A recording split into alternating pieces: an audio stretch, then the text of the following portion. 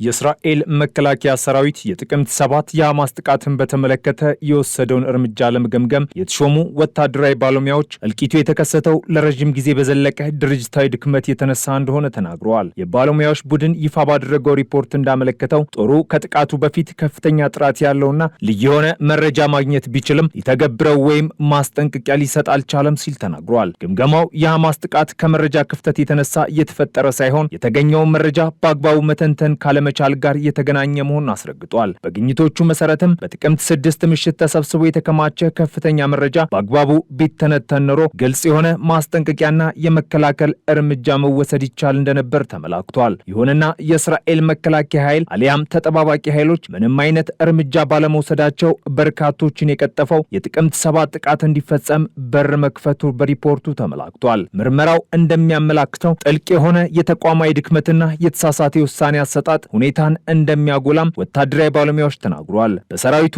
ስለ ሐማስና በጋዛ ውስጥ ስላሉ ስጋቶች የተሰጠው ትንተናና አስተሳሰብ የጎላ ባለመሆኑ የጄሪቾ ግንብ የተሰኘውን የመከላከያ ስልት ተግባራዊ ለማድረግ ቸል እንዲሉ እንዳደረጋቸው ተገልጿል። የጄሪቾ ግንብ የተሰኘው የእስራኤል ወታደራዊ መከላከያ ስልት ሐማስ በደቡባዊ እስራኤል ጥቃት ለመሰንዘር የያዘውን እቅድ ያሰፈረበት ወደ 40 ገጽ የያዘ በአረብኛ የተጻፈ ግልባጭ እንደሆነ መረጃዎች ያመላክታሉ። በዚህም የሚሳኤል ጥቃትና የድሮን ድብደባ ንጹሃን ዜጎችና ወታደራዊ ቤዝመንቶችን ለመምታት የሚያስችለውን የሐማስ እቅድ የጄሪቾ ግንብ ሲሉ የያዙት እስራኤላውያን መረጃውን በመናቅ አሊያም አሳንሶ በማየት የሁሉ እልቂት እንዲከሰት ምክንያት ሆነዋል። ወታደራዊ ባለሙያዎች አክለውም በ2023 ከፍ ብሎ የነበረው የእስራኤል ከፍተኛ ባለስልጣናት የውስጥ ክፍፍል ለሌሎች ኃይሎች እድል መፍጠሩ ሲገለጽ፣ ይህም የእስራኤል የመከላከል ኃይልን እንዳዳከመው ተገልጿል።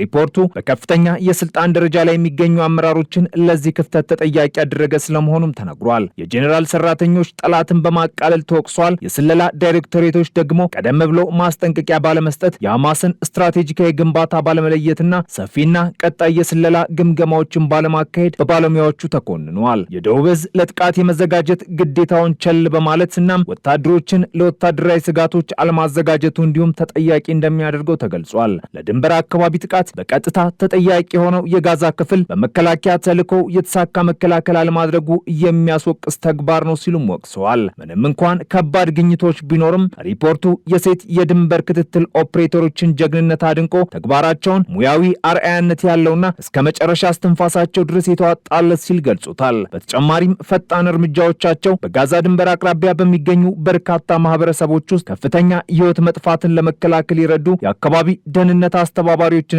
የአደጋ ጊዜ ምላሽ ቡድኖችን ጀግንነት አድንቋል። ታዲያ በእስራኤል ወታደራዊ ኃይልና በስለላ ድርጅቱ ሞሳድ ድክመት ምክንያት የብዙ ፍልስጤማውያንና እስራኤላውያን ብሎም ሐማስን ለመደገፍ በሚል በሄዝቦላህና በእስራኤል መካከል በሚደረግ ጥቃት ቁጥራቸው ትንሽ የማይባል ሶሪያውያን ህይወት እንዲያልፍ ሆኗል። በሁለቱም ወገኖች በሚደረግ የተኩስ ልውውጥ እልፍ ህጻናት ላይመለሱ አሸልበዋል። በባህር ዳርቻ እንዳሻቸው የሚቦርቁ ፍልስጤማውያን ከተማቸው ባዶ የመቃብር ስፍራ እንዲመስል ሆኗል። በመቶ ቢሊዮን የሚቆጠር ሀብት ዶጋመድ ሆኗል። የእስራኤላውያን ታጋቾችን አስክሬኖች ለማግኘት ጦርነት በቃን ሲሉ በተለያዩ ሀገራት እስራኤላውያን ሰልፍ ወጥተዋል። ቤንያሚን ኔታንያሁና መንግስታቸውም ሐማስን ካላጠፋው ሞቼ እገኛለሁ ወይ ፍንክች ሲሉም በተለያዩ መድረኮች ተናግረዋል። ይህ የወታደራዊ ኃይሉና የሞሳድ ትንሽ ክፍተትም በጠቅላይ ሚኒስትሩ ላይ ሳይቀር ዓለም አቀፍ የስር ማዘዣ እንዲወጣባቸውና ወደየትም እንዳይንቀሳቀሱ ያደረገም ሆኖባቸዋል። በሌላ በኩል የአሜሪካው ፕሬዝዳንት ዶናልድ ትራምፕ አማች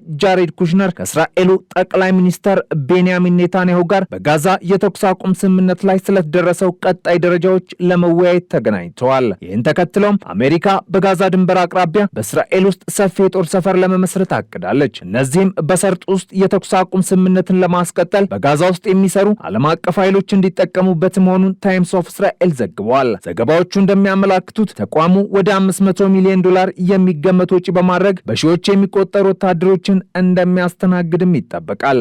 አንድ የደህንነት ባለስልጣን ለዜና አገልግሎቱ እንደተናገሩት እርምጃው ለእስራኤል ትልቅ ለውጥ ያመጣል ብለዋል። ይህ ለውጥ ታዲያ በቁጥጥሩ ስር ባሉ ግዛቶች ውስጥ ዓለም አቀፍ ተሳትፎን በመቀነስ ትፈልግ የነበረ መሆኑን ግልጽ በማድረግ አሜሪካ ደግሞ በጋዛና በግጭት ውስጥ ንቁ ሚና ለመውሰድ ያላትን ቁርጠኝነት ያጎላል ሲሉ ገልጸዋል። በቴል አቪቭ ዩኒቨርሲቲ ዳያን ማዕከል ከፍተኛ ተመራማሪና የቀድሞ የእስራኤል ወታደራዊ መረጃ የፍልስጤም ጉዳዮች ኃላፊ የሆኑት ሚካኤል ሚልሽታይን የጋዛ የተኩስ አቁም ክትትል የሚደረግበት በኪሪያት ጋት የሚገኘው በአሜሪካ የሚመራው የሲቪል ወታደራዊ ማስተባበሪያ ማዕከል ሲኤምሲሲ በጋዛ ውስጥ ለሚደረጉ አብዛኛዎቹ ተግባራት ተጠያቂ ይሆናል ሲሉ ተናግረዋል። የፍልስጤም ታጣቂዎች አስክሬኖችን ለእስራኤል እያስረከበ ቢሆንም አሁንም በጋዛ ውስጥ 4 አስክሬኖች እንደሚቀሩም መረጃዎች ይጠቁማሉ። ጥቅምት 10 ላይ ተግባራዊ የሆነው የተኩስ አቁም ስምምነት የመጀመሪያ ደረጃ ወደ ፍጻሜ እየተቃረበም ይመስላል። ቀጣዩ ደረጃ ለጋዛ ያስተዳደር አካል ተግባራዊ እንዲሆንና ዓለም አቀፍ የማረጋጊያ ኃይል እንዲሰማራም ይጠይቃል። የእስራኤሉ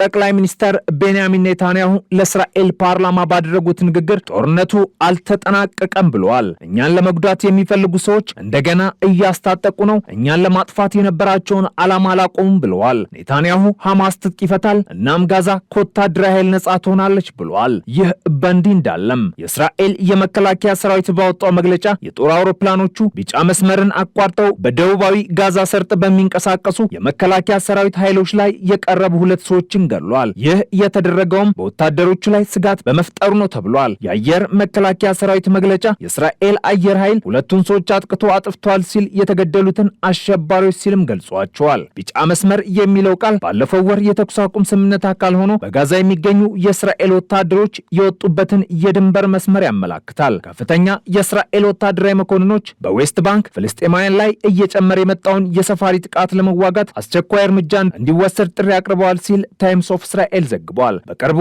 በተደረገው ስብሰባም የክልሉ የብርጌድ አዛዦች እየጨመረ የመጣውን የጥቃት ማዕከል ለማስቆም የሻለቃ ሌተናንት ጀነራል ኢያል ዛሚርን አበረታተዋል። አንድ ምንጭ ሁሉም ቀይ መስመሮች አልፈዋል ሲልም ለሪፖርቱ ተናግሯል። ወታደራዊ ባለስልጣኖቹ እንደሚናገሩት የተፈጠሩት ጥቃቶችና ጽንፈኝነቶች ከአንዳንድ የመንግስት ኃይሎች በሚደገፉና ብጥብጡን በሚፈልጉ ሰዎች ምክንያት ነው ብለዋል። እነዚህ ጽንፈኞችን የሚደግፉት መንግስታዊ ኃይሎች ከጦርነቱ ትርፍ የሚያገኙና ህገወጥ የጦር ሰፈር መገንባት የሚፈልጉ አካላት ስለመሆናቸውም ታይምስ ኦፍ እስራኤል ዘግቧል። የጦር መኮንኖች አክለውም የብሔራዊ ደህንነት ሚኒስተር ኢታሚር ቢንጌቨር ስር ህጉን ለማስፈጸም ፈቃደኛ ያልሆኑ አመፅን ለመቆጣጠር በቂ ወታደሮችን ማሰማራት ያልቻሉና በአመፅ ክስተቶች ውስጥ ተጠርጣሪዎች እምብዛም የማያስሩ ናቸው ብለዋል። የዶናልድ ትራምፕ ከተኩስ አቁም ስምምነት ባሻገር ጦርነቱን ለማስቆም እየወሰዱት ባለው እርምጃ ምክንያት በእስራኤል ቁጥጥር ስር ባሉት አካባቢና በሐማስ ቁጥጥር ስር ባሉት ቦታዎች መካከል የጋዛ ክፍፍል የመከሰቱ ድል እየጨመረ መጥቷል ሲል አልአረቢያ እንግሊዝ ዘግቧል። እቅዱን ቀጣይ ምዕራፍ ለማድረግ የሚደረገው ጥረት ቀጥተኛ ግንኙነት ያላቸው 6 የአውሮፓ ባለስልጣናት ለሮይተርስ እንደተናገሩትም እስራኤል በተቆጣጠረችው የጋዛ ክፍል ላይ ጋዛን መልሶ ለመገንባት የሚደረገው ጥረት የሚሳካ እንዳልሆነና እየተቋረጠ